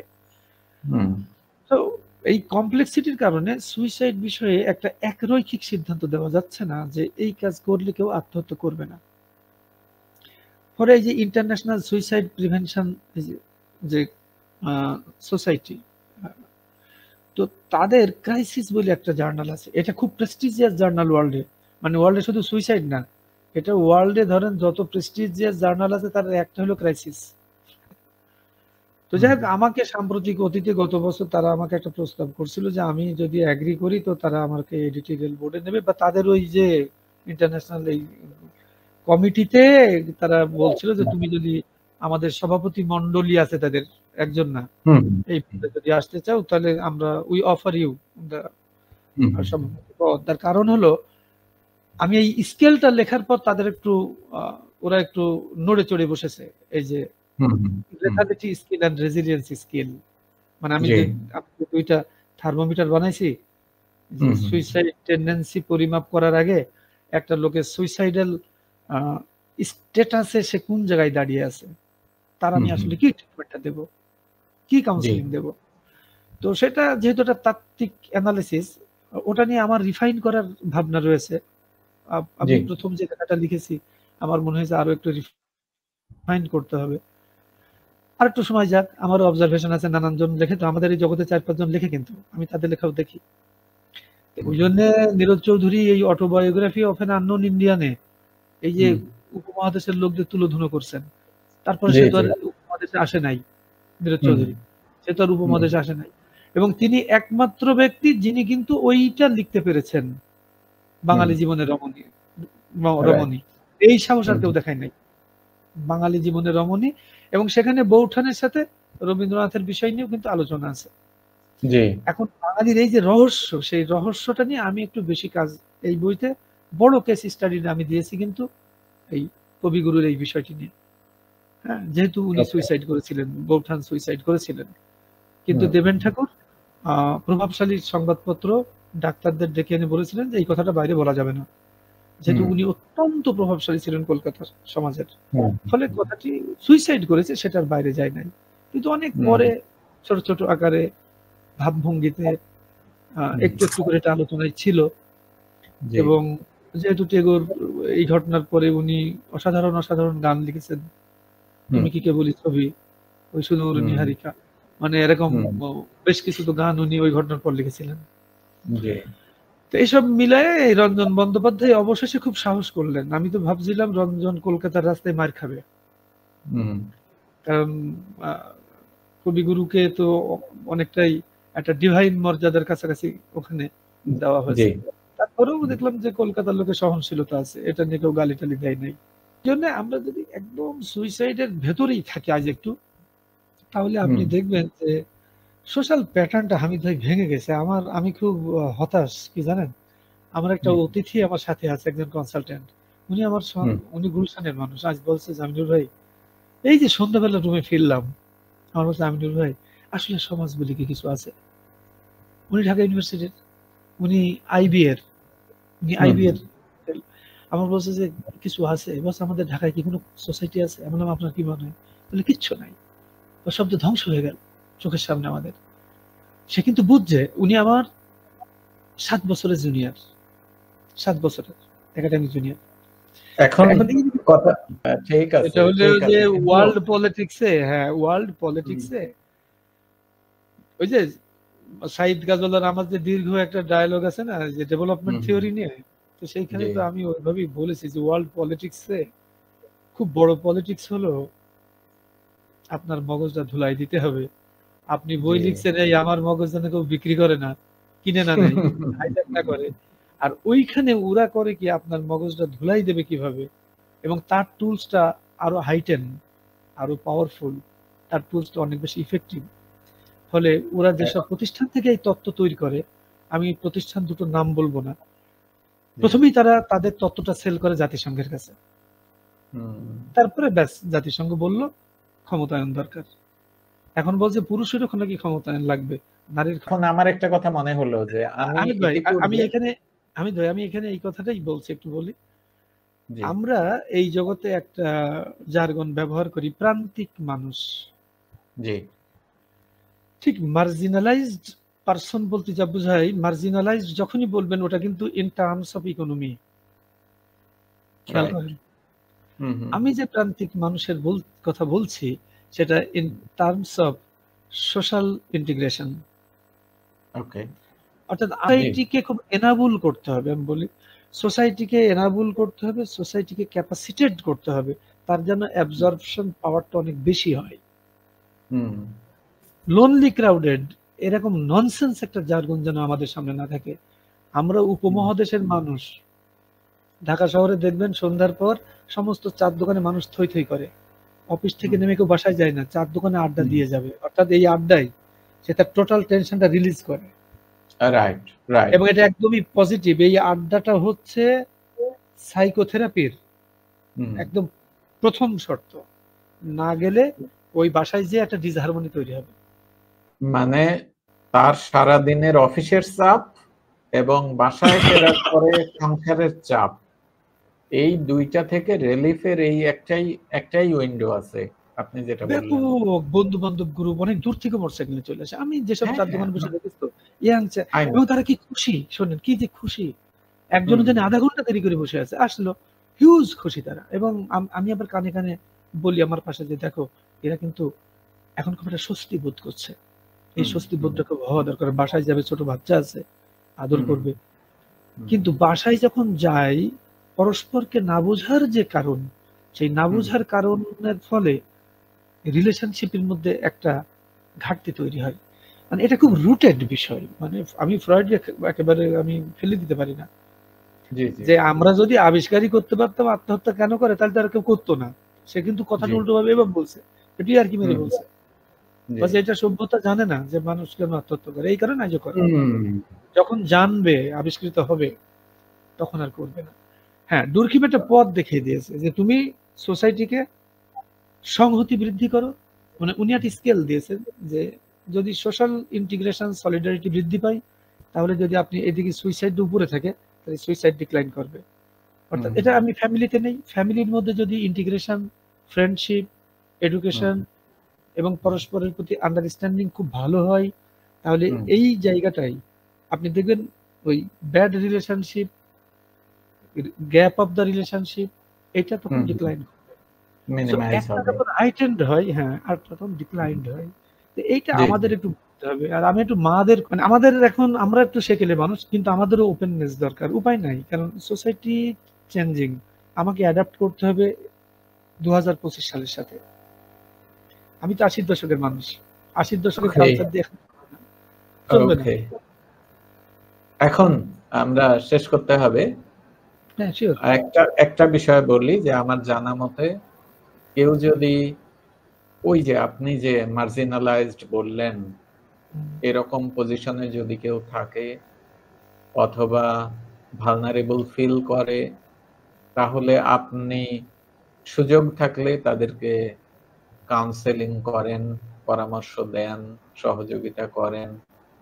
তো আজকের এই আলোচনাটা যারা শুনছে তাদের মধ্যে কেউ যদি মনে করে আপনার সাথে কথা বললে ভালো লাগবে, তাহলে আপনি সেটা ওয়েলকাম করবেন কিনা? হ্যাঁ, শিওর। মানে আমার কাছে যারা খুব কাছাকাছি আছে, যারা জানে কাছাকাছি আছে, আমার সাথে কিন্তু অনেকেরই ডায়ালগ হয়। আপনি ভালো বলছেন। এবং আমি অনেককে আহ্বানও করি। হয়তো দেখা গেল কেউ বলল যে তার একটা বান্ধবী এই অবস্থায়, তো আমি হয়তো বললাম যে সে আমার ছাত্র, যে তারা যদি শাই ফিল না করে আমার সাথে এমনি কথা বলতে পারে, ওর ফোন বলতে পারে, আমার সাথে হোয়াটসঅ্যাপে বসতে পারে, গুগল মিটে বসতে পারে। তো আমার দেখা যায় যে আমি কিছু কিছু জায়গায় কখনো আমার ইমেইল নাম্বার দিয়ে দিয়েছিলাম। হয়তো একটু প্রেশার হয়, কিন্তু কোন একজন মানুষকে, এটা আমি কেন, আপনিও করবেন, কোন একটা মানুষকে আপনি যদি সহযোগিতা করলে সে বেঁচে যায়, কারণ জীবন রক্ষার থেকে কি, মানে আমি পুণ্যের কথা বাদ দিলাম, এর থেকে বড় দায়িত্ব আমার আর কি হতে পারে। ফলে কেউ আমাকে লিঙ্ক করতেই পারে। আপনি আমার মানে ইমেইল নাম্বার দিয়ে দিতে পারবেন। এখন বলছেন আমার ইমেইল নাম্বার দিয়ে দিতে পারবেন, আমার ইমেইল নাম্বারে লিখলেই হবে। তখন আমি ডিটেইল তার সাথে আমার যোগাযোগের ব্যাপারটা আমি বলে দেব। না, আমি তো আমার জানা দুই একটা কেস আপনার সাথে শেয়ার করেছি, পরামর্শ নিয়ে তাদেরকে আপনার ইউনিভার্সিটিতেও একটা পদক্ষেপ নিয়েছে, সেটা আমার ভালো লেগেছে। আর আমি বেশ কিছু রিসোর্স পারসন হিসেবে সুইসাইড নিয়ে আমি এখানে ওখানে বক্তব্য দিয়েছি, যারা জানে তারা ডেকেছে। এখন শোনেন, আমরা একটা প্রজন্মের মানুষ হামিদ ভাই, আমরা যে সময়ে লেখাপড়া শিখেছি, আমরা যে সময়ে বড় হয়েছি, তখন শেখানো হয়েছে যে নিজে যারে বড় বলে বড় সেই নয়, লোকে যারে বড় বলে বড় সেই হয়। ওই যে ছোটবেলা শিখেছি, ওই জায়গা থেকে আমার পক্ষে এখন বের হওয়া সম্ভব নয়। ঢাকঢোল পিটে পত্রিকায় অ্যাড দিয়ে মানুষকে বলা যে তোমরা আমার সাথে যোগাযোগ করো, আমি তোমাদের সাইকো সোশ্যাল কাউন্সিলিং দেব। বলছিলাম এটা পার্সোনাল, সেটা হলো যে মস্তিষ্কের মালিকানা বইয়ের যে রিভিউ ফিডব্যাক, এখন আমি তার সিকুয়াল হিসেবে হৃদয়ের মালিকানা লিখতে গিয়ে বিরাট সংকটে পড়ে গেছি। সেটা হলো আমার প্রত্যেকবারই মনে হচ্ছে যে অডিয়েন্স বা পাঠক হতাশ না হয়। আমি ধরেন থার্ড টাইম ড্রাফট নিয়ে এখন পড়ছি, হ্যাঁ, কিন্তু আমি ওই সন্তুষ্টির ওই পর্যায়ে পৌঁছতে পারছি না যে এখন এটা প্রকাশকের হাতে তুলে দেয়া যায়। হ্যাঁ, আচ্ছা, দুই ভাই বসলে হবে, একটু দুই ভাই বসলে হবে। যদি মানে এটা তো প্রিন্টিং জিনিস, প্রিন্টেড, মানে একবার পাবলিশ হয়ে গেলে তো কথা বলা যায় না। তার থেকে 3 মাস দেরি হোক, 3 মাস দেরি হোক। কারণ হলো এটা নিয়ম যে আমি খুব সতর্ক থাকি, আমি কিছু লিখবো না। ওকে, এই কারণে অনেকে বলে না যে আপনার বই এত কম কেন। আমি বললাম যে যেহেতু আমার একদম মানে যেটাকে একেবারে ফান্ডামেন্টাল রিসার্চ, আমি যেসব কাজ করি, বললাম এই রিসার্চ তো জীবনে অনেকগুলো বই লেখা যায় না। একটা হারামনি লিখেছে মনসুর উদ্দিন, 43 বছর যেন লেগেছে তার এটা লিখতে। তো শেষ আপনি বলেন যে যারা হতাশাগ্রস্ত, অবসাদগ্রস্ত, টাফ টাইমের মধ্য দিয়ে যাচ্ছে, তাদের উদ্দেশ্যে বেসিক একটা হেদায়েতি বক্তব্য দিয়ে দেন। হেদায়েতি বক্তব্য? হ্যাঁ, একটা বেসিক কথা আমি বলতে পারি, যারা শিক্ষিত তাদের জন্য এটা করা খুব সহজ। সেটি হলো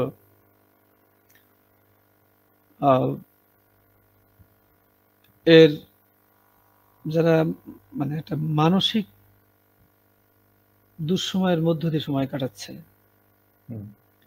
টাইম কিল করা। টাইম কিল করা হলে একটা সব থেকে মানে ওয়ান অফ দ্য মোস্ট বড় মেডিসিন, টাইম কিল করা। Not to take decision as early. এক, ওয়েট করতে হবে, ভলটেয়ারের কথার মতো, যে সুইসাইড করতে গেছে সে যদি 1 সপ্তাহ দেরি করতো সে কখনোই আর সুইসাইড করতো না। So try to kill your time. এক। 2, অবশ্যই সে তার জন্য একটা বেস্ট ফ্রেন্ড খুঁজে বের করে যার কাছে সে তার কথাটা বলতে পারবে। ওটা তার জীবনের জানালা, আমি বলেছি। এবং সেটা যদি ফ্রেন্ডস হয়, অর্থাৎ সে যদি একাধিক বন্ধুর কাছে বলতে পারে, সেই বন্ধু যদি অনেক দূরেও থাকে, তার যদি মনে হয় তার কাছে গিয়ে সে 7 দিন থেকে আসবে, অর্থাৎ তার মনস্তত্ত্ব এবং তার সার্বিক যে শারীরিক বিষয়টি প্রচুর রিলিজ হবে, প্রচুর রিলিজ হবে। কারণ আমি গত কালকের একটা ঘটনা জানি, বলি যে গতকালকে কোনো একটা বহুতল ভবন থেকে প্রথিতযশা বাংলাদেশের একটি ওষুধ কোম্পানির পদস্থ কর্মকর্তা বহুতল ভবনের 17 তলা থেকে গতকাল জাম্প করছে। আপনি ভাবেন তারপরে কি হতে পারে? গতকালকে, কিন্তু গতকালকের কথা। এবং সাথে সাথে যেহেতু আমাকে ফোনে বলা হয়েছে এটা ওটা 7-5। তো এখন শুনেন, একজন ইমোশনালি সুইসাইড করছে, আরেকজন প্রেমে করছে, একজন ব্যবসায়ী করছে। এই বিচ্ছিন্ন ঘটনা শুনে অ্যাজ এ রিসার্চার আমরা কিন্তু লাভ হয় না। আমি পুরো ঘটনাটাকে একটা সুতোয় টানার চেষ্টা করি, কেন এই ঘটনাটি ঘটছে। একটা ইউনিফর্ম স্ট্র্যাটেজির মধ্যে ফেলার চেষ্টা করি, তাহলে তার একটা সমাধান দেওয়া যাবে। এখন ধরেন আজকে 50 জন সুইসাইড করেছে 50টা কারণে, তা আপনি কি 50টা রিমেডি দেবেন নাকি? আমাকে তো একটা যে দাঁড়াতে হবে যে কেন এই 50 জন করলো। হ্যাঁ, কেন করলো? কৃষকরা ব্যাংকের লোন ছিল, ওইখানে কি গেছে? ব্যাংকের লোন ছিল, দারোগা গিয়েছে, তার নামে ওয়ারেন্টি আছে জানেই না, লোনের পরিমাণ 5,000 টাকা, কৃষি ঋণ। উনি গ্রামের একজন মানুষ, তার একটা সামাজিক মর্যাদা আছে, ক্ষুণ্ণ হয়েছে, উনি আত্মহত্যা করেছেন। এটা সহজ হিসাব হলো, শুধু উনার আত্মহত্যা দেখতে হবে না, বাংলাদেশের সমস্ত কৃষি ঋণের মধ্যে যারা জর্জরিত তারা একটা সুইসাইডাল টেন্ডেন্সির মধ্যে আছে। যারা এটা পে করতে পারছেন, পে করতে পারছে না। আমার সেইখানে আমার অবজারভেশনটা কি হবে? সহজ সরল কথা, রাষ্ট্র তোমার দায়িত্ব হলো তুমি 5,000 কোটি টাকা যে লোন নিয়ে বসে আছে তার সাথে বসে বসে ওই হোটেল সোনারগাঁয়ে খাচ্ছ, আর আমার কৃষক 5,000 টাকার লোন নিয়েছে, সে আত্মহত্যা করছে। তো তুমি এই ভেগ কাজ বাদ দাও, যে কৃষি ঋণ মকুব করো যা 10,000-এর নিচে আছে। মানে একটা জায়গায় তোমার একটা স্ট্যান্ডিং আনতে হবে, তাই না? জি জি অবশ্যই। আমার ওই স্টুডেন্ট, যে স্টুডেন্ট আমার A+ পায় নাই, সুইসাইড করেছে, তাদের বোধের মধ্যে আনতে হবে যে A+ পাওয়াটাই জীবনের লক্ষ্য না। ওই জন্য ইন্ডিভিজুয়াল কেস স্টাডি করা হয় এই কারণে যে একটা ম্যাক্রো থিওরি ডেভেলপ করার জন্য। আমি এইখানে এই চেষ্টাটি করেছি রেজিলিয়েন্স থিওরিটা দেওয়ার। এখন হাউ ইউ প্রমোট রেজিলিয়েন্স, সেইখানে আপনি যাদের কথা বললেন তাদের আমি বলবো যে এই দুটো জায়গায় উনি যদি দুটো চর্চা করেন, যে please you do not take any decision in favor of killing yourself. এই সময় বাবা মার কথা ভাবেন, এই সময় সন্তানের কথা ভাবেন, এবং অ্যাজ এ হিউম্যান বিং আপনার একটা কন্ট্রিবিউট করার মানে নৈতিক দায়িত্ব আছে, ধর্মীয় দায়িত্ব আছে, এবং মানে শাশ্বতকালীন একটা দায়িত্ব আছে, যে যারা আমাকে বড় করেছে, আমি যাদের খেয়েছি, তারা আমার বাবা মাই হতে পারে, তাদের তোমার রিফান্ডিং করতে হবে। এখন আমি যদি এই দায়িত্ববোধ থেকে দূরে সরে যেয়ে শুধু সাবজেক্টিভ কারণে আমি এই কাজটি করতে পারি না। ফলে এখানে মূল বিষয় হলো you just wasting your time. Next, আপনি আপনার জীবনের জানালা বাড়ান। বলি তো, ঘরের একটা দরজা দিয়ে আপনি ঢুকতে পারবেন, একটাও জানালা নেই, আপনি এই ঘরের মধ্যে ঢুকে আবার বেরিয়ে আসবেন, দূর কি বদ্ধ, কি গন্ধ, কি। হ্যাঁ, আপনি উত্তরের জানালা খুলে, আপনি দক্ষিণের জানালা আছে আপনার ঘরের, আপনি সারা জীবন দক্ষিণের জানালা দিয়ে বে অফ বেঙ্গল দেখেছেন, আর ভেবেছেন পৃথিবী সমুদ্রময়, জলময়, জলমগ্নময়, কিন্তু আপনার এই গৃহের উত্তরে একটা জানালা নেই। আপনি ওই জানালা খুললে দেখতেন যে কি শ্বেত শুভ্র একটা বিশাল অবয়ব নিয়ে হিমালয় আপনার পাশে দাঁড়িয়ে আছে। আপনি সারা জীবন শুধু দেখেছেন এটি দেখেছেন, আপনি হিমালয়কে দেখেননি। এটা অনেক তাৎপর্যপূর্ণ এই পয়েন্টটা really. You try to suck all the resources inside yourself. যে মানব জন্ম একবারই হয়, you try to enjoy this. বসুন্ধরায় একটা ছেলে মারা গেল, সুইসাইড নোটে কি লিখলো জানেন? পত্রিকায় আসলো, আমি তো কাটিং করেছি। মানে এতই বড় লোকের ছেলে, তার কোনো কাজ নেই, সে সারাদিন ঘুমায় আর খায়, লিখছে যে এটা কোনো জীবন নাকি, জীবনের কোনো স্বাদ নেই, সুইসাইড নোট লিখে সে সুইসাইড করছে। তার ফ্যামিলি তাকে কাজ দিতে পারে না, কাজ দেওয়ার দরকার নেই। তারা ধরেন হয়তো তাদের 10টা বাড়ি আছে বসুন্ধরার মতো জায়গায়। মানে কি, কাজটাও একটা ইম্পর্টেন্ট। আপনি ধনী হলেই হবে না কিন্তু। এই যে পুলক বন্দ্যোপাধ্যায়, বিখ্যাত আমাদের যে সঙ্গীত শিল্পী, গীতিকার ইন্ডিয়ার, তিনি কিন্তু গঙ্গায় ফেরি থেকে নদীতে জাম্প করেছিলেন, সুইসাইড করে।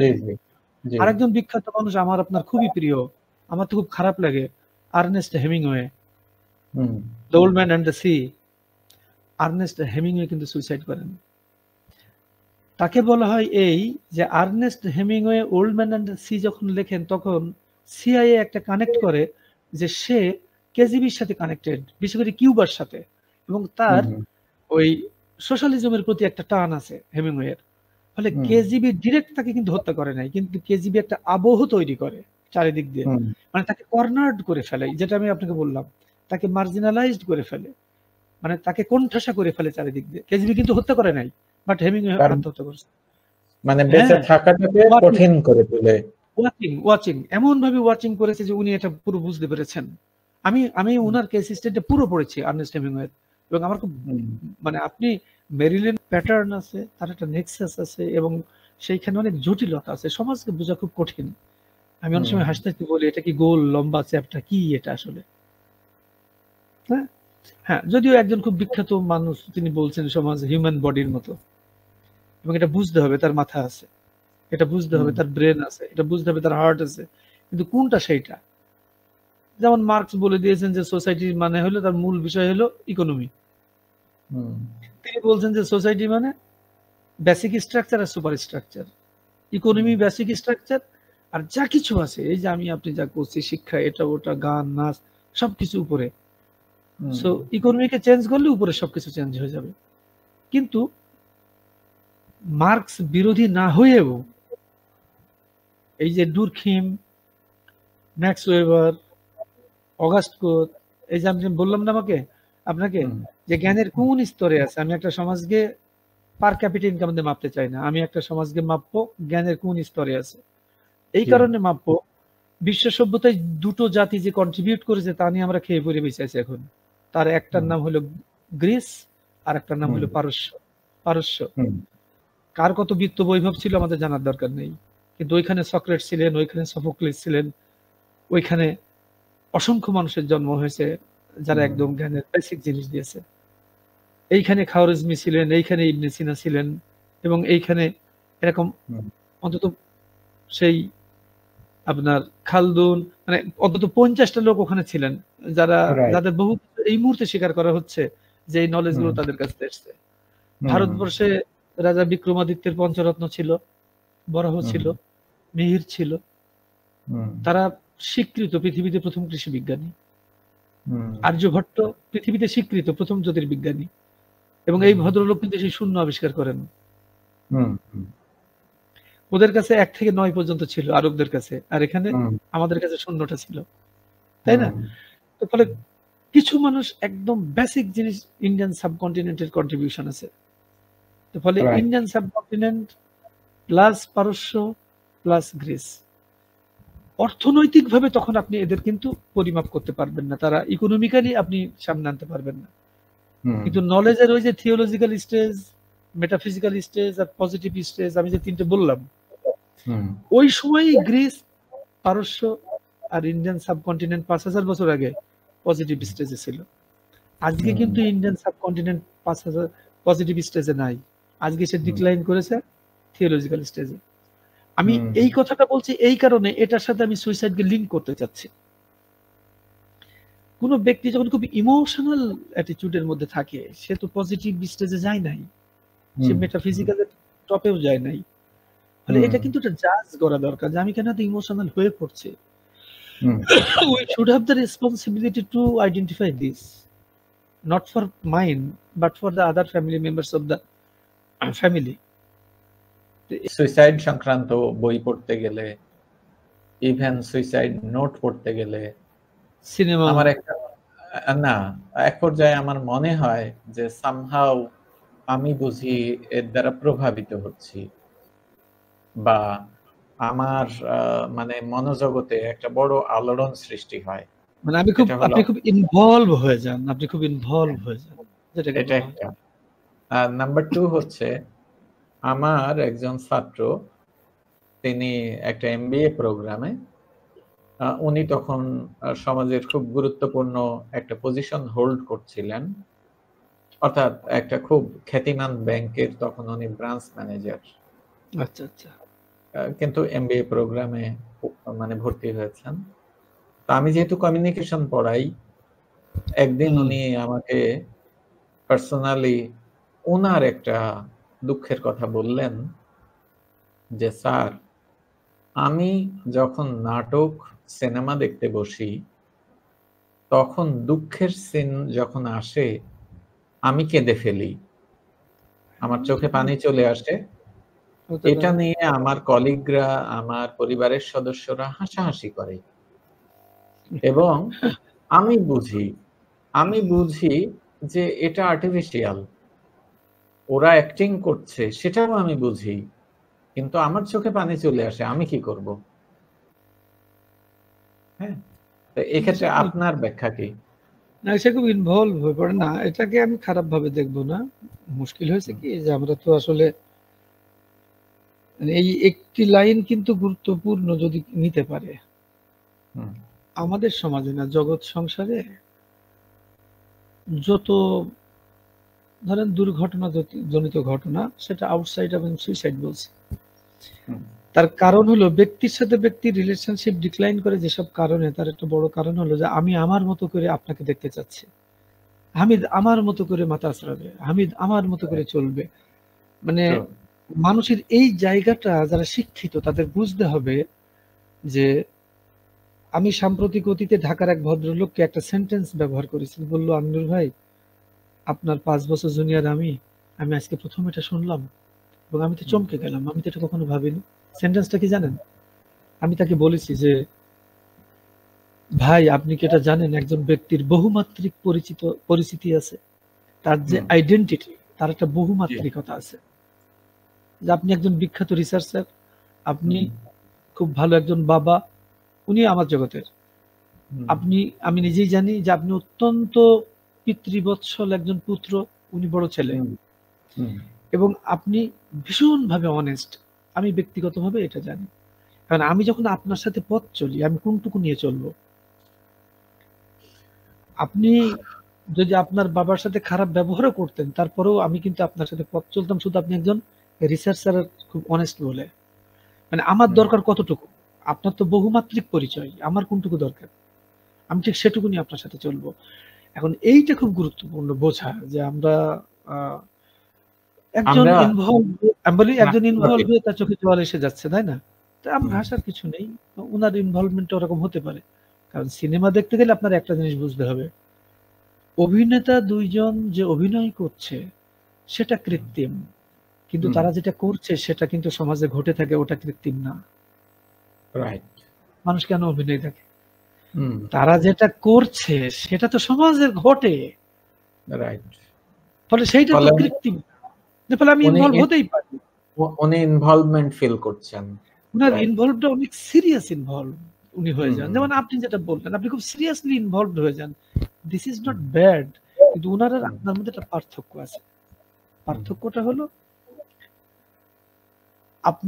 আমি আপনাকে বলবো, আপনার মতো যারা বেশি করে যারা মানে যেমন ধরুন একটা কথা বলা হয় যে রাজশাহী ইউনিভার্সিটির 2 জন আত্মহত্যা নিয়ে গবেষণা করেছেন, 2 জনই সুইসাইড করছেন এবং 2 জনই আমার ডিপার্টমেন্টের। আমি আপনাকে বলেই দেই, 2 জনই ডিপার্টমেন্টের। এবং আমি যখন কাজ করি তখন স্যার হাসতে থাকতেন, বলছে, আমিনুর তুমি বলো সাবধান। আমি তখন ওদের সম্পর্কে তো জানতাম না। আমি বললাম, না ঠিক আছে। আপনার ক্ষেত্রে আমি বলবো, খুব ভালো দর্শক হতে হলে না, মানে দেখেন যারা ফুটবলটা নিজেরা খেলে তারা কিন্তু বুঝতে পারে না যে আমি কত ভালো খেলছি। আমি যদি মাঠে খেলি, আমি কত ভালো খেললাম, আমি মাঠ থেকে বেরিয়ে, আপনি যদি দর্শক থাকেন, প্রথম গিয়ে বলবো, হামিদ ভাই আজ কেমন খেললাম? আপনি কিন্তু পুরো 90 মিনিট দেখেছেন, আপনি বলতে পারবেন যে হামিদ ভাই, হ্যাঁ খেলাটা আজকে আপনার কিন্তু দারুণ হয়েছে। আপনি সাইড লাইনে দাঁড়িয়ে পুরো খেলাটা দেখবেন, সাইড লাইনের ভেতরে ঢুকে, মানে আপনি সাইড লাইন ক্রস করে খেলাটা নিজে খেলতে যাবেন না। এবং এর একটা ভালো উদাহরণ আমি অনেক সময় দিয়ে থাকি, যে আমি ডুবুরি, আমার কাজ হলো সাগরে ডুব দিয়ে ওই মণিমুক্তা তুলে নেওয়া। আমি ডুববো না, আমি ডুবুরি, আমি ওই প্রস্তুতি নিই নামি। ফলে এইটা একটা প্যাটার্ন, নিজেকে প্রস্তুত করার। ওই প্যাটার্নের মধ্যে আপনি ফেলে দেবেন, একটু প্র্যাকটিস করবেন, দেখবেন যে, তবে ঘটনাগুলো জানা দরকার, ওই ঘটনাগুলো জানবেন, সুইসাইড নোট পড়বেন, আপনার দেখবেন তখন মনে হবে আমি তো একটা জীবনের একটা সত্যকে জানছি। সুইসাইড নোটের খুব ভালো দিক কি, এটা তো বানানো না। কারণ আমি এখানে আমি না 15টা সুইসাইড নোট এখানে দিয়েছি, আপনি বিশ্বাস করবেন না, এই মুহূর্তে আমার কাছে 100টা সুইসাইড নোট আছে, যার আর 15টা এখানে দেওয়া যেত, বা 20টা, মানে বইয়ের ভলিউম বেড়ে যাবে অনেক। মানে আমার যা দরকার আমি ওই ক্যাটাগরিতে নানান দিক থেকে নিয়ে আমি এখানে দিয়েছি, এবং এটার পরে আমি অনেক সুইসাইড নোট কাট করেছি। এবার তো আমি বাংলাদেশের কাট করেছি সুইসাইড নোট। সেটা কেন? হয়তো আমি কোনো বই তো ওগুলো দেবো না, সেটা হলো আমার আন্ডারস্ট্যান্ডিংকে অনেক ডেভেলপ করার জন্য, ইনডেপথ করার জন্য, মানে to delve the situation, why the people commit suicide. আমি সিচুয়েশনটাকে খুব ডিপলি আন্ডারস্ট্যান্ড করার চেষ্টা করেছি। কারণ স্বাভাবিক ব্যাপার, ঢাকাতে তো একটা কথা একসময় ছিল, ওই যে সুইসাইড আমিনুর রহমান। তার মানে বিষয়টা কি হয়েছে, যে কেউ এটা প্রত্যাশা করে যে হ্যাঁ আমিনুর রহমান, আমিনুর সাহেব, আমিনুর ভাই, স্যার, হ্যাঁ ওনার কাছে এই বিষয়ে কথা বললে একটা ডিটেইল শব্দের থেকে বড় কথা হলো একটা ইনডেপথ একটা অ্যানালিসিস পাওয়া যাবে। আমার ইনডেপথ অ্যানালিসিসটা তো দিতে হবে। ওই জন্য আমি এটা অল টাইম টাচে থাকি, অল টাইম। এখনো আমার কিছু কেস স্টাডি চলছে, আমি বলেছি যে কয়েকটা মেয়ের উপরে কেস স্টাডি করতে, এই যে মারা গেছে এর উপরে একটা কেস স্টাডি বলেছি, এই যে গতকালকে যে বহুতল ভবন থেকে করছে বলেছে। পয়েন্টটা বলি যে আমি যে কোনো বিষয়কে গভীরভাবে অবজার্ভ করি এবং এইটা আমাকে অবসর সময়ে ভাবায়। তো এই কারণে আমি এখন ধরেন সিনেমাতেও আমি খুব মানে রক্তারক্তির কোনো দৃশ্য এটা আমি দেখি না, হ্যাঁ, বা খুব অফেন্সিভ হরর এই জিনিসগুলো আমি এড়িয়ে চলি, কারণ হচ্ছে পরে আমার এর মেকানিজমটা আমাকে ভাবায়। না না, সে তো বটে, ওটা তো এটা কেন করে না, এটা তো বলাই হয় যে সিনেমা ভায়োলেন্স কে স্প্রেড করে। অফকোর্স এটা অভিযোগই আছে ক্রিমিনোলজিতে। এই কারণে ধরেন ইউটিউবে যেখানেই ওয়ার্নিং থাকে যে এরপরে ভায়োলেন্ট সিনারিও আছে বা কিছু, আমি তখন ওটা স্কিপ করি। হ্যাঁ, এর কিছু পজিটিভ দিকও এসেছে। ধরেন এত পড়াশোনা আপনার সাথে আমি আর আপনি যেটা করি, এর বাইরে আমার আরো অনেক কাজ আছে, আর অফিসে তো একটা বড় দায়িত্ব আছে। তো সব মিলিয়ে আমার টাইম ম্যানেজমেন্টটা খুব অসাধারণ হয়। ফলে আমার ওয়াইফের স্যাক্রিফাইসটাকে অস্বীকার করার কোনো সুযোগ নাই। নইলে আমি আমিনুর রহমান তেমন কেউই নই। তারপরেও যদি মনে হয় আমি আর আপনি যে ডায়লগ করছি এটাকে মানুষ শোনে, এইটুকু বিনির্মাণে আমার পরিবারের বিরাট ভূমিকা, আমার বড় ভাইয়ের আকাশ সমান ভূমিকা। সে লোক সারা জীবন আমাকে তার উপরে নির্ভরশীল করে রেখেছে টিল টুডে। মানে উনি এখনো ভাবেন যে আমি বড় হইনি। আমার বড় ভাই কিন্তু এখনো ভাবে যে আমি বড় হইনি। রিয়েল বলছি। এটা একটা অ্যাডভান্টেজ। আমার বড় ভাইও আছেন এরকমই। অ্যাডভান্টেজ আমি জন্মসূত্রে যে অ্যাডভান্টেজ পেয়েছি এটা তো লাগে একজন ভাই। তো সেটা তারপরে যে মেয়েটি আমার সাথে সংসার করতে এসেছে সে প্রথমেই বুঝে গেছে যে এই মানুষটির মধ্যে একটা ভবঘুরে মন আছে, কিন্তু সে আমি হয়তো ভবঘুরে না, আমাকে দেখা যাচ্ছে না যে আমি লম্বা চুল রেখে হলুদ পোশাক পরে রাস্তায় রাস্তায় ঘুরে বেড়াচ্ছি, তা না। ফলে সে এটা ওভাবে বোঝে। এর কিছু এর ফলে হয়েছে কি যে আমি একাকিত্ব নিয়ে আমি ওটা সাফার করেছি এক সময়। আমার খুব মানসিক সংকট হয়েছে, কিন্তু আমি খুব দৃঢ়ভাবে চেষ্টা করেছিলাম যে আমি ডাক্তারের কাছে যাব না। কত বই আছে লাইব্রেরিতে সাইকোলজি, সব পড়ে ফেলো, কিন্তু আমার মানসিক ব্যবস্থাটা আমি করবই। তুমি করতে পেরেছি, আমি করতে পেরেছি। আপনার জন্য আমি একটা ট্রিটমেন্ট আজ দিয়ে যাই, অ্যাপ্লাইড ট্রিটমেন্ট। আপনি এক ফালি রোদ এই সিনেমাটা কালকেই দেখবেন, আপনি লিখে নেন। এবং আমাদের সাথে যারা আছে আমি অনুরোধ করব, এক ফালি রোদ, এসব কোনো কমার্শিয়াল ফিল্ম না, কেউ নামও জানে না। হ্যাঁ, এক ফালি রোদ। এক ফালি রোদ কি ওই যে খাদের মধ্যে গাড়িটা পড়ে যায় সেই? ওটা খাদ, ওটা খাদ। ও খাদ, ওটা খাদ। আপনার এই বিষয়টি এক ফালি রোদে আছে। ওকে, আমি বলে দেই। অলরাইট। যারা আমাদের অডিয়েন্স অনেক বই পড়ে যা শিখবে, এক ফালি রোদে সেটা পাবে, কারণ এটা একটা এক্সপেরিমেন্টাল ফিল্ম এবং একটা থিওরির উপরে এই ফিল্মটা করা হয়েছে। বলাই হয়েছে প্রথমে এটা একটি মানে থিওরির উপরে দাঁড়িয়ে এই ছবিটা করা, অতনু ঘোষের ছবি এক ফালি। এগুলো কোনো কমার্শিয়াল ফিল্ম না, কিন্তু অনেক বই পড়ে যা শিখবেন এটা 10টা ক্লাস নিয়ে 20টা ক্লাস নিয়ে যা হবে, এক ফালি রোদ দেখলে তার থেকে বেশি কিছু হবে আমি মনে করি। দেখবেন, হ্যাঁ, আপনি ম্যাচুরড মানুষ, ভাল লাগবে আপনার। আর ওই যেটা বলতে গিয়ে থেমে গেলাম, রেজিলিয়েন্সের জন্য, সাইকো ক্রাইসিস থেকে উত্তরণের জন্য, রেজিলিয়েন্সের জন্য 4টে বিষয় আউট অফ মেডিসিন যদি ব্যবহার করে, 4টে বিষয়। ইউ শুড বি না, you must be disclose everything to your nearest person.